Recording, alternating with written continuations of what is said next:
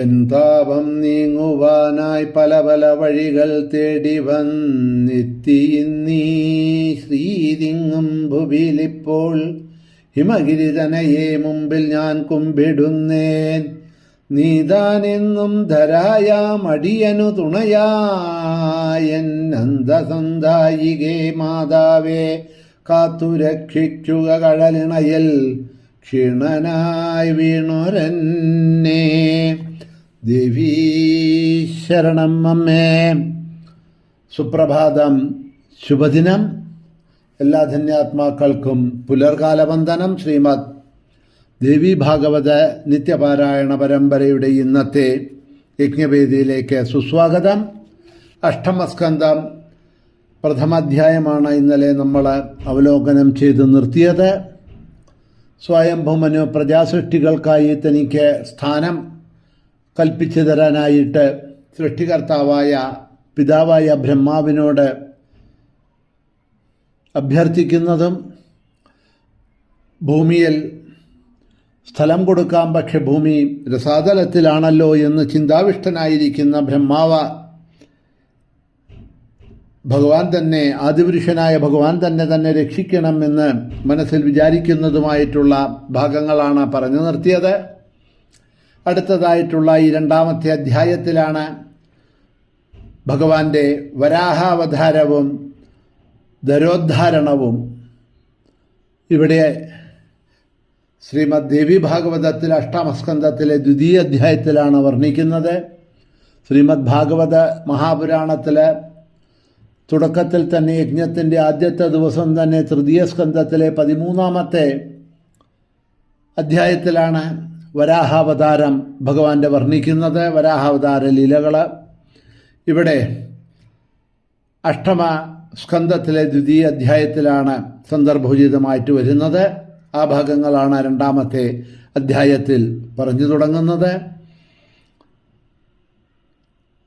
കഥയെ തുടർന്നുകൊണ്ട് നാരായണ ഋഷി പറയുകയാണ്: ഏവം മീമാംസദസ്തസ്യ പത്മയോനെ പരന്തഭാമന്വാദിഭിർമുനിവരൈ മരീജ്യാധ്യൈ സമന്തധ. ഇങ്ങനെ ബ്രഹ്മാവ്, മരീജാതി മുനികൾ എല്ലാവരും 4 ഭാഗം ചുറ്റിലും നിൽക്കുന്ന സമയത്ത് ബ്രഹ്മാവ് ഇങ്ങനെ ചിന്തിച്ച സമയത്ത് ഭഗവാന്റെ വരാഹാവതാരത്തിനെ വർണ്ണിച്ചുകൊണ്ട് പറയണു: ധ്യായതസ്തസ്യ നാസാഗ്രാദ്വിരിഞ്ചേ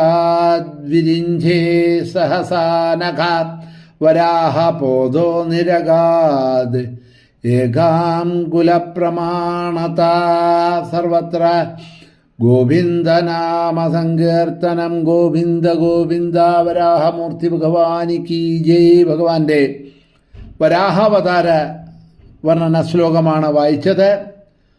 ഇപ്രകാരം ധ്യാനിച്ചുകൊണ്ടിരിക്കെ ബ്രഹ്മാവിൻ്റെ നാസാമുഖത്തിൽ നിന്നും നാസാപുടത്തിൽ നിന്നും ഒരു അങ്കുല രൂപത്തിലുള്ള ഒരു പന്നിക്കുട്ടി പുറത്തേക്ക് ചാടി എന്ന് പറയാണ്. നാരദൻ നോക്കിയിരിക്കെ ആശ്ചര്യകരമാവണ്ണം ഒരു ആനയ്ക്കൊപ്പം വളർന്ന് അത് ആകാശത്തു തന്നെ നിന്നു. ഹേ നാരദരെ, മരീചി പ്രമുഖരും ബ്രാഹ്മണരും സനകാദി ഋഷികന്മാരും ബ്രഹ്മാവും ആ പന്നിയുടെ രൂപം കണ്ട് സംശയിച്ചു. ഈ പന്നിയുടെ വടിവിൽ വന്ന ഈ ദിവ്യസത്വം ഏതാണ്? ആശ്ചര്യമായിട്ടാണല്ലോ ഈ രൂപം കാണപ്പെടുന്നത്. ഇതെങ്ങനെയാണ് എൻ്റെ മൂക്കിൽ നിന്നും പുറത്തേക്ക് ചാടിയത്? ചാടുന്ന സമയത്ത് ഒരു തള്ളവിരലോളം പോന്ന ഈ മൃഗം നിമിഷത്തിനുള്ളിൽ പർവ്വതാകാരം പ്രാപിച്ചു കഴിഞ്ഞിരിക്കണു. ഭഗവാൻ യജ്ഞമൂർത്തി തന്നെയാണോ എന്നെ ഇങ്ങനെ പരീക്ഷിക്കുന്നത് എന്നൊക്കെ സംശയിക്കുന്നതായിട്ടുള്ള ബ്രഹ്മാവിൻ്റെ മുമ്പിൽ നിന്നുകൊണ്ട് വരാഹരൂപിയും പർവ്വതതുല്യനുമായിട്ടുള്ള ഭഗവാൻ ഒന്ന് ജഗർജാജലസന്നിഭ ഗംഭീരമായിട്ടൊന്ന് ഗർജിച്ചു എന്നാണ് പറയുന്നത്.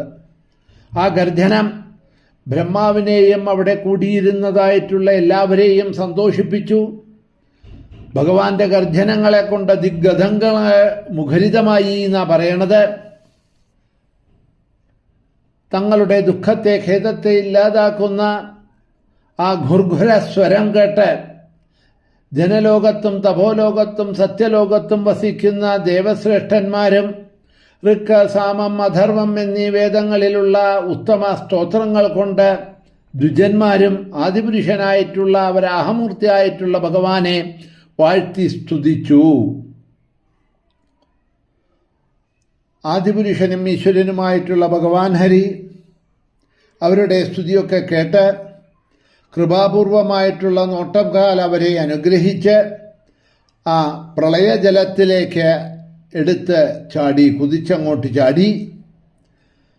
അതിനുള്ളിലേക്ക് കടന്ന് ക്രൂരമായ സടാരോമം കൊണ്ട് പീഡിതനായ ആ ഭഗവാന്റെ ക്രൂരമായിട്ടുള്ള സടാരോമം അതങ്ങനെ കുടഞ്ഞുകൊണ്ട് പോകുന്ന സമയത്ത് പീഡിതനായ സമുദ്രരാജൻ ഭഗവാനോട് അപേക്ഷിച്ചു, ദേവ, ശരണാഗതരുടെ ആർത്തി നശിക്കുന്നവനെ എന്നെ രക്ഷിക്കണേ എന്ന സമുദ്രദേവനും ഭഗവാനെ വന്ന് നമസ്കരിച്ചു.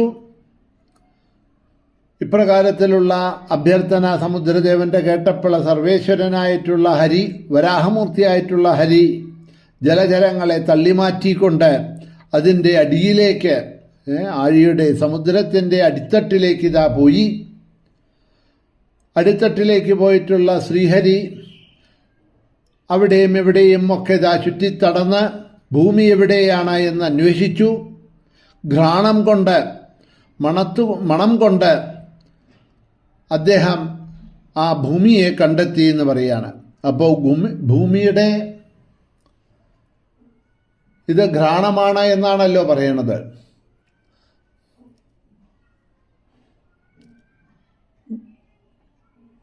ഘ്രാണമാണ് ഭൂമിക്ക്. ആ ഘ്രാണത്തെ അറിയാനാണ് നമ്മളുടെ നാസികാപുടം എന്ന് പറഞ്ഞ, മൂക്ക് എന്ന് പറഞ്ഞതായിട്ടുള്ള ഇന്ദ്രിയം. അങ്ങനെ ഘ്രാണം ആണ് ഭൂമിയുടെ സ്വഭാവം.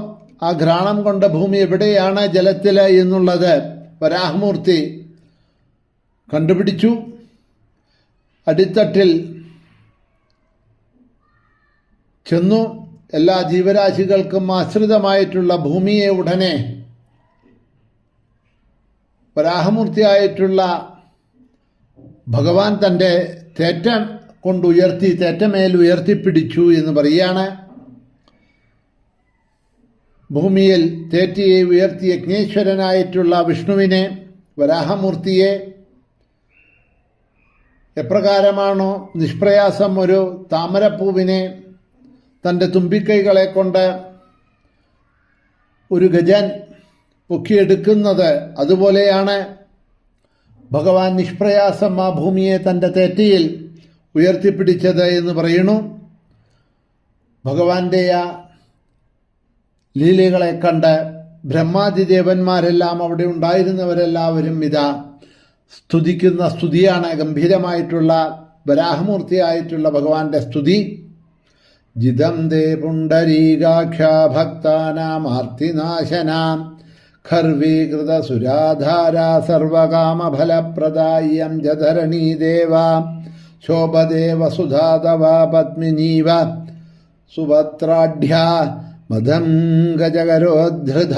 ഹേ പുണ്ടരീകാക്ഷ, ഭക്തന്മാരുടെ എല്ലാം ആർത്തിനാശന, സർവകാമഫലപ്രദ, അങ്ങ് സ്വന്തം തേറ്റയിലേന്തി നിൽക്കുന്ന ഈ ഭൂമി ആനയുടെ തുമ്പിക്കൈയിലിരിക്കുന്ന ഒരു താമരപ്പൂവിനെ പോലെയാണ് ശോഭിക്കുന്നത്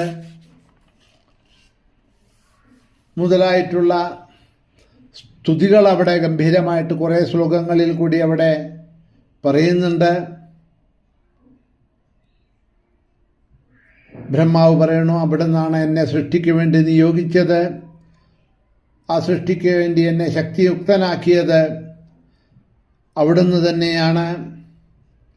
ദേവപ്രമുഖരും ദേവന്മാരും പണ്ട് അവിടുത്തെ സഹായം കൊണ്ടാണല്ലോ ആ അമൃതപാനം ചെയ്ത് അമരന്മാരായി തീർന്നത്. ത്രിലോകാധിപതി